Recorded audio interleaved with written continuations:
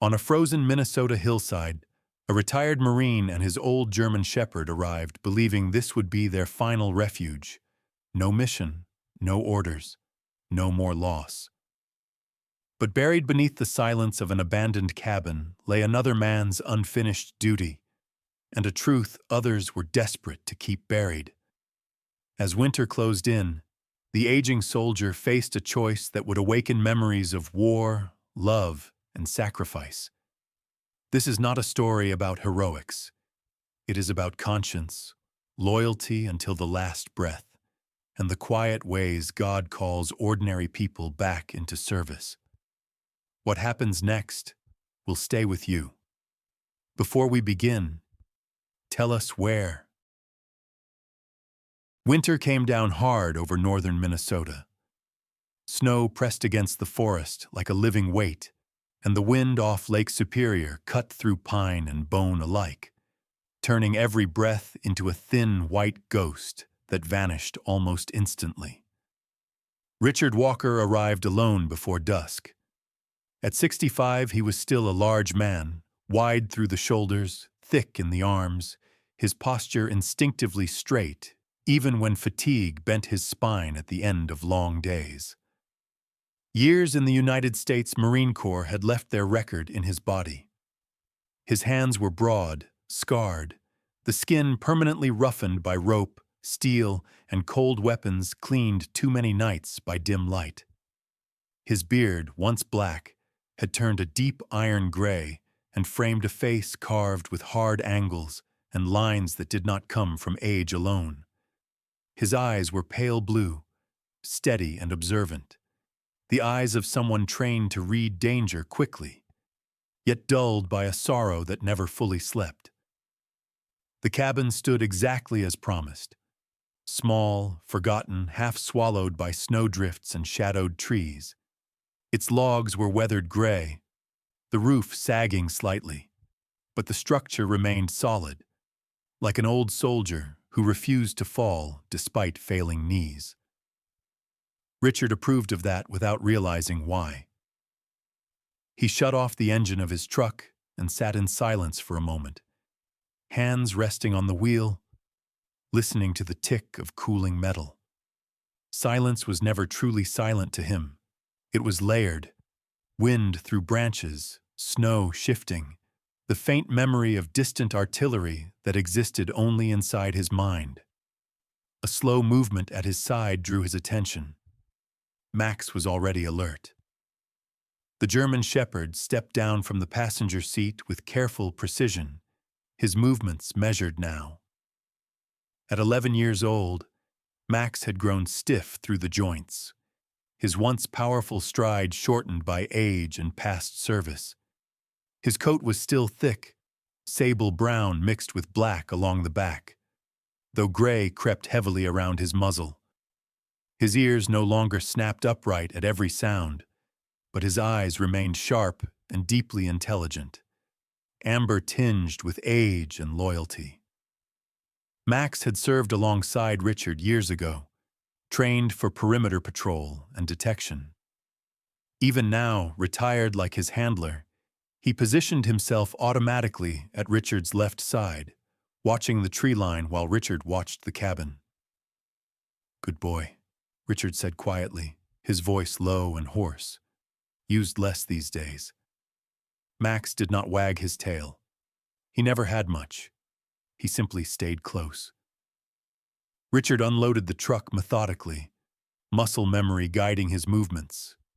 He carried boxes inside, set supplies against the wall, checked corners and windows without thinking. Clearing a structure was instinct. It always would be. Only when he stood still did the weight of solitude settle fully onto him. 10 years earlier, his life had broken in a desert half a world away. Emily Walker had been a military surgeon, an army doctor with calm hands and a voice that never rose, even under fire. She was a slender woman, medium height, with warm brown skin that tanned easily and soft eyes the color of dark tea.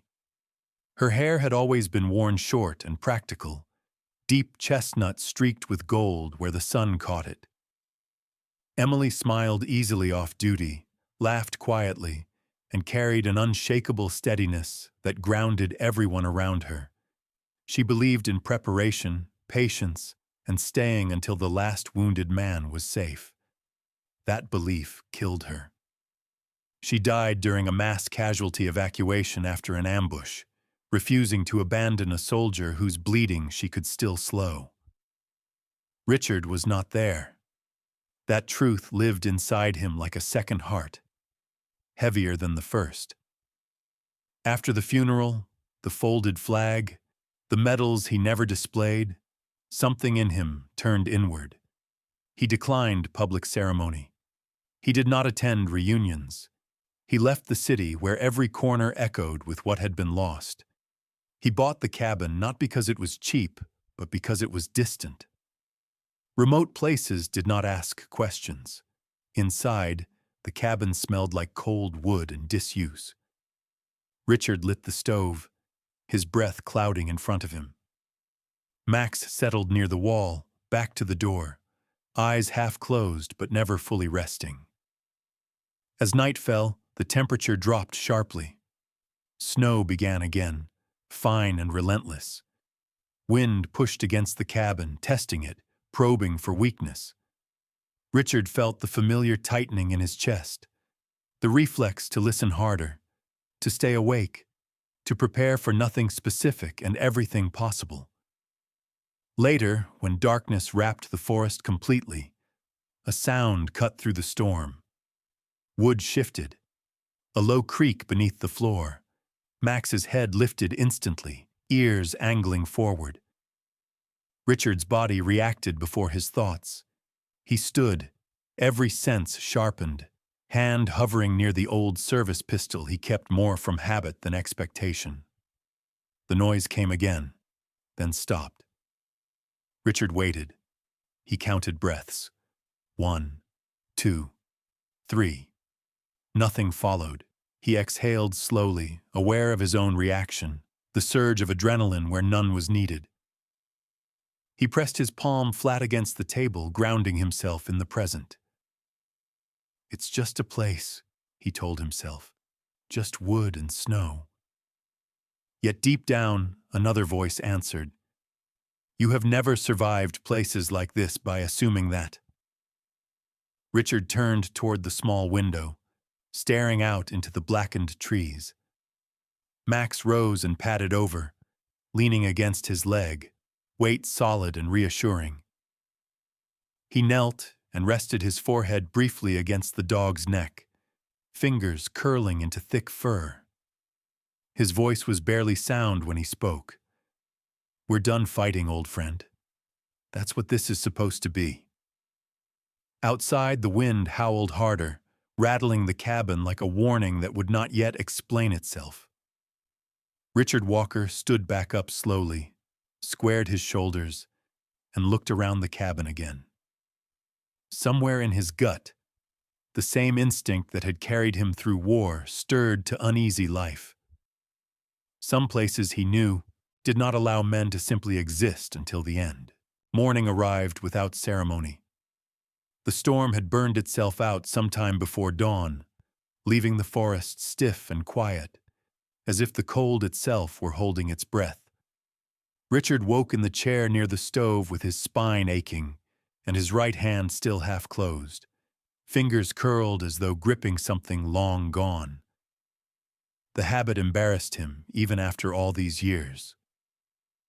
He rose slowly, testing his knees, and fed another log into the stove. Max lifted his head, tail thumping once against the floor before settling again, eyes already following Richard's movements. The work began the way work always did for Richard. Methodical, unhurried. He started at the far wall, rolling back tarnished rugs and stacking loose boards. It became clear quickly that the cabin had not been abandoned in haste. Shelves were empty but clean. Nails remained where tools had once hung, aligned with care. Someone had meant to return, or had believed returning would be possible. Beneath a warped floorboard near the hearth, Richard found the first undeniable sign: iron hinges, old, still oiled. He levered the board free and exposed a narrow cavity where a wooden chest sat fitted precisely between beams. The lock resisted only briefly. Inside, the smell of aged paper and linseed oil rose into the room. The journals were wrapped carefully in oilcloth, several notebooks, loose pages, survey sketches folded with mathematical precision. Nothing decorative, nothing sentimental. Richard recognized the layout immediately. Objective observations, times, coordinates, names written once and never repeated. Whoever had written these pages had lived by record, not memory. Samuel Brooks revealed himself slowly through the handwriting. A man in his late 40s at the time the journals began, judging from references to his service years. The script was disciplined, angular, economical. Brooks described himself nowhere but left pieces behind in his work. A federal deputy assigned to unresolved post-war recoveries. Disappearances of Union property not officially closed, but quietly shelved. He noted towns, ridgelines, old camps. No speculation, only confirmation. Richard felt the subtle tightening in his chest that came when recognition edged toward kinship. Brooks was not reckless. He was patient. He cross-checked rumors with courthouse ledgers. He interviewed aging clerks and widows who still remembered uniforms and wagons. He trusted numbers over instinct, until instinct forced him to trust numbers again.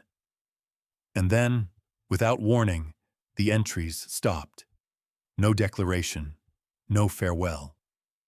Just a final line noting an unfinished verification at Widow's Ridge. Richard closed the journal, resting his hands on the cover as if feeling for a pulse beneath the leather. That afternoon, he drove into town for supplies, dirt crunching beneath the truck tires as civilization slowly reasserted itself. Duluth in winter wore its age plainly. Brick storefronts, frosted windows, churches crouched beneath, spires of snow. People watched strangers here, though they pretended not to. At the general store, he met Sarah Caldwell. She was in her early 40s, tall and spare, with pale skin that held the faint redness of someone who lived in cold climates year-round. Her hair was light brown, worn loose but tucked behind her ears with habitual efficiency. She moved with measured purpose, neither rushed nor idle. Lines marked the corners of her eyes that spoke less of age than of responsibility carried quietly. When she spoke, it was with a voice steady and low, accustomed to being trusted. "You're the new man up the ridge," she said without accusation, noting his boots before his face. "People don't usually buy that place unless they want to be forgotten." Richard met her gaze evenly. "Habit. Just needed quiet," he replied. Her eyes flicked briefly to Max waiting outside the window. She smiled then, something soft and genuine. "Old shepherd. You don't see many make it that far anymore." Richard nodded. She rang his order without further questions, though something in her posture suggested she was cataloging him carefully. When he returned to the cabin near dusk, the sense of being observed lingered longer than it should have. Tracks. Fresh. Partial. Someone had walked close enough to inspect the vehicle and then turned back. Max caught the scent and stiffened, a low sound rolling through his chest. "Easy," Richard murmured, though his own pulse had begun to climb. That night he read until the fire burned low. Brooks's notes grew narrower as time passed. Fewer redundancies, more urgency. He found in the margins darker ink suggesting work done under pressure, yet still no fear. Only obligation. Richard understood that too well. He thought of Emily again. The way she had written case summaries long after exhaustion should have stopped her. Cold precision used not to distance, but to endure, to make meaning where chaos threatened to drown everything else. He sat back, rubbing his face, and stared into the fading embers. This cabin had not been left behind. It had been interrupted. Outside, Max rose suddenly, ears sweeping forward as snow shifted again beyond the trees. Richard stood at once, the old instincts awake and alert. Whatever Brooks had uncovered had not stayed buried. Not completely. And somewhere in the cold beyond the tree line, someone else still remembered.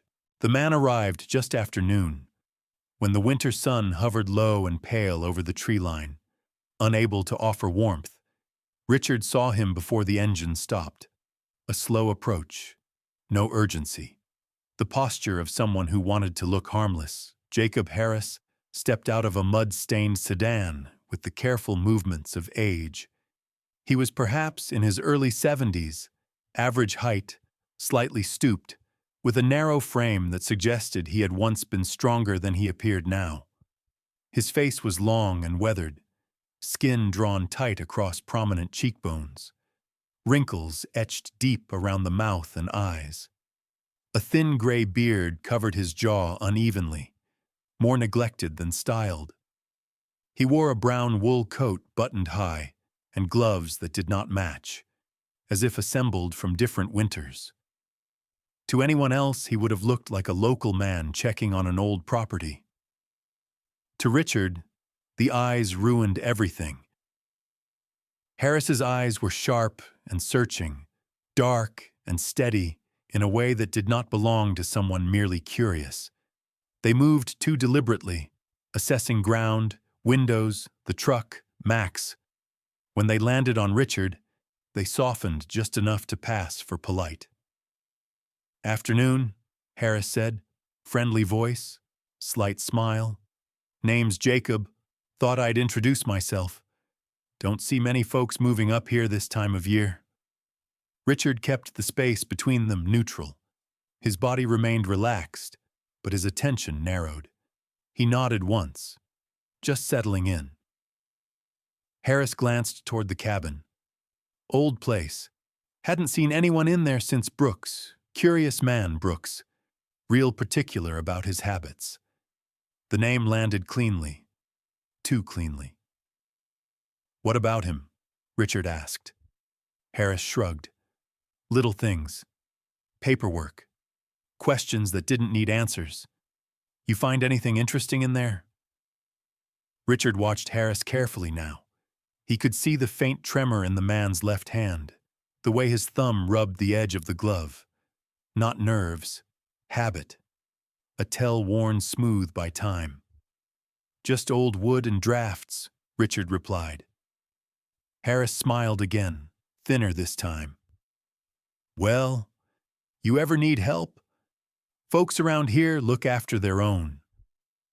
He lingered a moment longer than necessary, then returned to his car and drove away without looking back. Max did not settle after the engine vanished. He paced once, sniffed where Harris had stood, and let out a low growl that vibrated more than it sounded.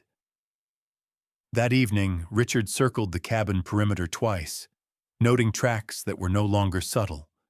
Boot prints, vehicle impressions that did not belong to his truck. A pattern of watching, not probing yet. Confirmation followed him into the night like cold settling into bone. The next morning, he drove back into town and walked into the sheriff's office without announcement. Sheriff Tom Caldwell looked up from his desk slowly. He was a man in his late 50s, tall and broad through the chest, with a squared jaw framed by a thick salt and pepper mustache. Years of small-town law enforcement had given him a patient manner worn thin by repetition. His eyes were tired, not from cowardice but from the weight of knowing how often truth stopped short of justice. Richard placed Brooks's name on the desk without placing the journals there. Caldwell exhaled through his nose. "That one never closed right. He confirmed what Richard had already suspected. Brooks's disappearance had been filed, reassigned, simplified, parts removed, documents misplaced. No suspect ever named, not officially. "Things fall through cracks up here," Caldwell said. "Some cracks get widened on purpose." Richard nodded. He did not ask who benefited. He already knew the question had no clean answer. That night, headlights flared on the distant ridge. Not close, just enough to signal awareness. Richard did not turn off his lights or blind his windows. He sharpened what little gear he had, packed the journals carefully, and checked Max's harness. Preparation was habit. Fear was a waste of energy. They left before dawn, snow falling harder with each step uphill. The climb was slow. Max lagged once, and Richard adjusted pace without comment. They moved as a unit shaped by years of silent coordination. The forest closed around them, sound muffled by snow. Wind howled at their backs. Richard followed Brooks's markings not directly but by interpretation. Brooks had expected to be followed. He had designed his trail for someone who understood subtlety. Midway up the ridge, Max froze. Richard felt the shift in tension instantly. Then lights appeared below. Vehicles, 2, maybe 3, far enough to suggest patience. Richard did not turn back. He did not rush. He chose direction rather than destination, angling toward heavier cover, away from easy lines of sight. Snow thickened, visibility narrowing until the world became only breath, movement, and instinct. He thought of Brooks again, of Emily, of men and women who had done the quiet work and vanished without ceremony. When they reached the marked outcrop, Richard felt no triumph, only gravity. He knelt, pressing a gloved hand against stone marked long ago. Truth was still here, buried, waiting. Behind them, engines cut off. Somewhere below, Jacob Harris was no longer pretending to be harmless. The cave opened slowly, not as a dramatic mouth in the mountain, but as a low, narrow cut in stone concealed by snow and wind-worn brush. Richard entered first, crouching, one hand braced against rough rock, every step deliberate. The air inside was colder than expected, unmoved by weather, carrying the damp mineral smell of stone that had not seen light for centuries. Max followed close, nails scraping softly, body low, ears angled forward, eyes searching the darkness with quiet discipline. The passage widened after several yards into a shallow chamber. Richard did not need light to know someone had worked here before. The floor bore marks where crates had once rested. Rusted hooks clung to the walls. Embedded nails held remnants of canvas straps long decayed. It was not a hideout built for violence, but for storage, documentation, waiting. Richard unpacked his lamp and began moving slowly around the chamber. Behind a collapsed rock shelf, sealed inside a metal case wrapped in layered oilcloth, he found the final pieces of Samuel Brooks's work. Ledger pages, receipts, names written carefully, some crossed out, others circled. Correspondence copied in tight script, documenting transactions disguised as salvage, property transfers masked as inheritance. The bitterness in Brooks's writing grew subtly here, never turning emotional, but sharpened by disappointment. These were not plans for uprising or caches of weapons. They were records of exploitation. Men who had wrapped lingering hate from an old war in the respectable language of commerce, stealing under the banner of grievance and letting history provide cover. Richard read until his jaw tightened. This was not about gold. It never had been. It was about power protected by silence. Max shifted suddenly, placing himself between Richard and the passage behind them. The dog did not growl, He did not bark. He simply moved with certainty. Richard turned. Jacob Harris stepped into the edge of the lamplight alone at first. Without the politeness of daylight, he looked more exactly what he was. Up close, his posture straightened slightly, his age dropping away beneath intent. The lines in his face deepened, mold lines set by decades of calculation. The thin beard framed a mouth trained to speak carefully, to promise without committing. Behind him came two others, men in their 40s, sturdy, quiet, dressed plainly. They stood far enough back to remain unseen in detail, their presence a pressure rather than a threat. Harris raised one gloved hand gently. "Easy now. No need for trouble." His voice was calm, smooth as worn stone. He glanced at the documents in Richard's hands with something like regret rather than hunger. Brooks was persistent, Harris said. Too persistent. Smart men don't always live long lives when they mistake duty for purpose. Richard said nothing. Harris stepped closer, careful not to cross an invisible boundary Max had drawn. He studied the shepherd with professional appreciation. Good dog. Loyal past reason. A lot like his handler. Richard finally spoke. "Just get to it." Harris inclined his head, acknowledging the truth of that. He removed his glove slowly, revealing a hand marked with old scars, workplace injuries, accidents that never went reported. "You can leave," Harris said quietly. "Take your dog. Burn the papers. Live out your years in peace. No one will bother you again. That's not a threat. It's an offer." Richard thought of nights broken by mortar fire, of Emily stepping forward when others stepped back, of Brooks writing alone in cold rooms, knowing exactly how it would end. Richard looked down at Max. The dog stood firm, muzzle gray, body tired but unyielding. Not protecting out of training, but choice. Richard shook his head once. Harris closed his eyes briefly as though disappointed. Then the cave shifted with movement behind him. The moment tightened, stretched thin. Richard felt the familiar narrowing that preceded violence. Then headlights flared against the cave wall.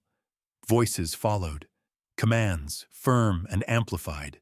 Federal identification called out clearly, leaving no room for misunderstanding. Harris's shoulders sagged. The others stepped back without protest. Sheriff Caldwell entered with two uniformed agents whose posture marked longer jurisdiction. One of them was Frank Rivers, a federal marshal in his late 40s, tall and lean, with deep-set eyes and prematurely silvered hair.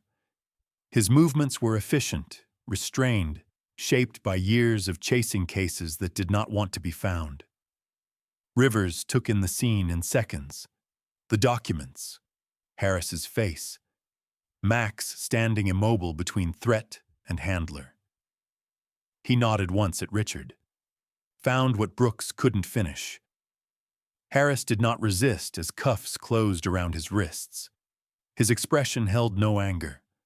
Only the quiet calculation of a man counting what could still be lost. Later, as procedures rolled forward, Richard sat on a rock just outside the cave entrance, the winter light pale against the snow. Rivers stood with him, holding the metal case as if it weighed more than it did. "Brooks kept copies hidden," Rivers said.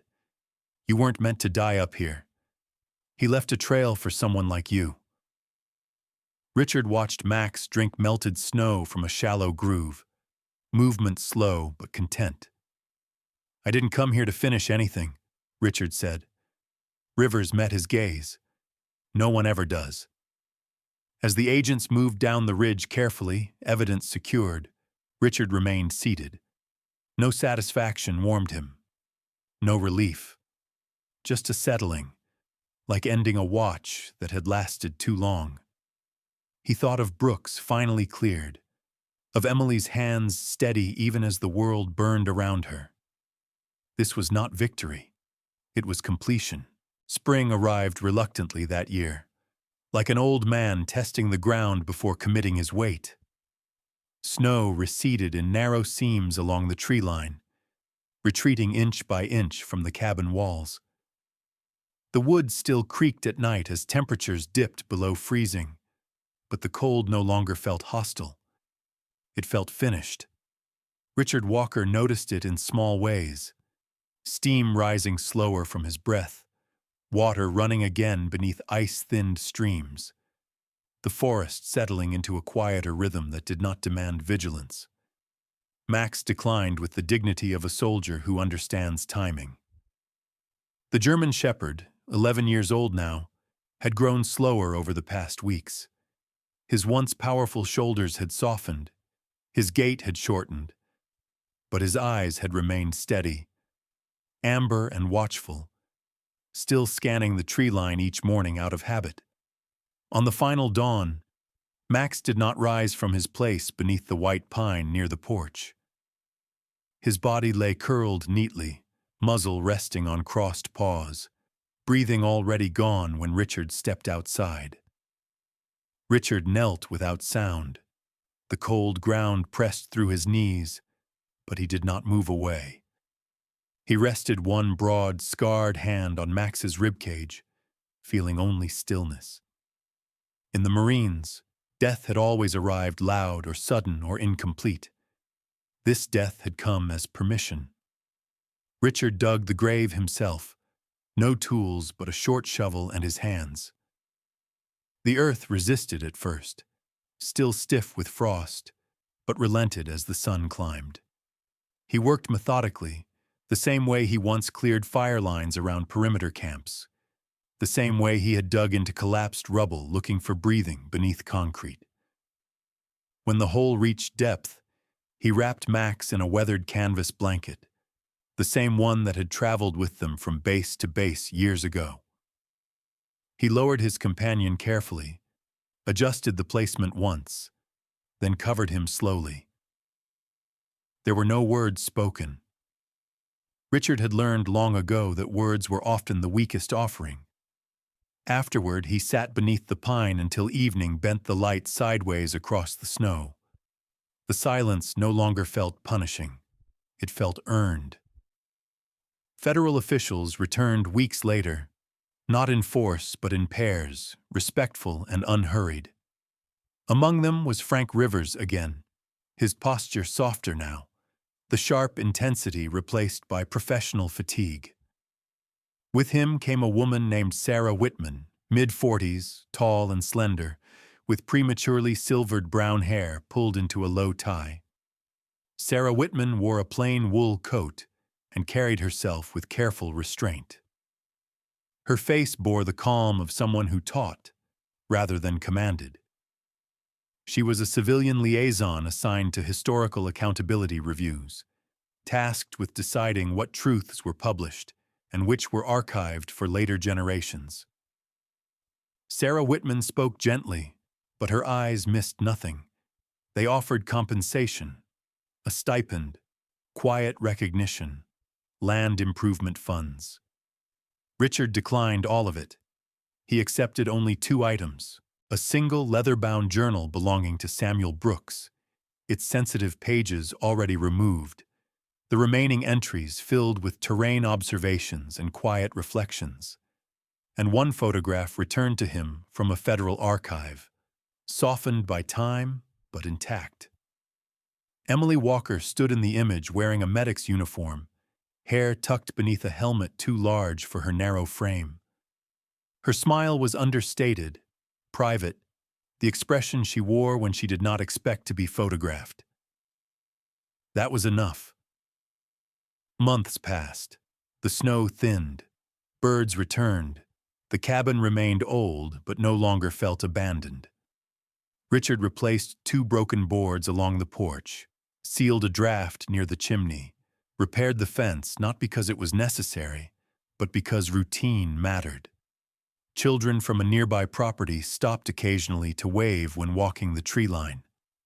Their father, a man named Thomas Reed, early 50s, stocky with a carpenter's build and thinning dark hair, nodded to Richard once from a distance, and never intruded further. Respect recognized respect. Richard spoke less as time moved forward, but his posture changed. Shoulders uncurled slightly. Breathing deepened at rest. One afternoon, Sarah Whitman returned alone. She did not bring paperwork. She brought a small, carefully wrapped parcel and an apology for disturbing the quiet. Inside the parcel lay a folded American flag, its colors sharp but restrained, officially surplus, unofficially significant. Samuel Brooks was cleared posthumously, Sarah Whitman said. The record will note duty completed under compromised conditions. It is not everything, but it is something. Richard nodded once.